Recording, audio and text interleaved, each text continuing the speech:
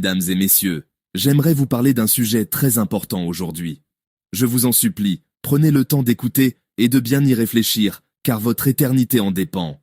La Bible dit que nous savons que nous sommes de Dieu et que le monde entier est sous la puissance du malin. 1 Jean 5, 19. Je vais vous dire quelque chose qui va peut-être vous choquer, mais qui est la vérité, même si vous êtes gentil, même si vous êtes l'homme le plus droit et honnête que le monde connaisse, même si vous êtes le religieux le plus obéissant et le plus respectueux de toutes les religions, même si vous appartenez à la plus grande religion du monde, et vous obéissez à tout ce que cette religion demande. Si vous ne croyez pas en Jésus-Christ et ne marchez pas selon son enseignement consigné dans la Bible, vous êtes quand même sous la puissance de Satan et en route comme lui pour l'enfer. Voici encore ce que la Bible dit.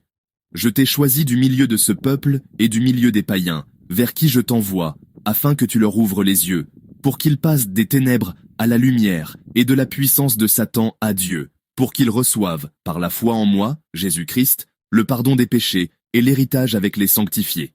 Actes 26, 17, 18. Donc la Bible est claire, si nous ne croyons pas en Jésus-Christ et ne marchons pas selon l'Évangile, on est encore sous la puissance de Satan, on est encore dans les ténèbres, et on a besoin de passer du côté de la lumière, on a besoin de changer pour ne pas périr. Et seul Jésus-Christ a le pouvoir de nous faire passer des ténèbres à la lumière et de la puissance du diable à la puissance du véritable Dieu. C'est ce que lui-même a dit. Jésus, s'étant approché, leur parla ainsi. Tout pouvoir m'a été donné dans le ciel et sur la terre. Matthieu 28, 18.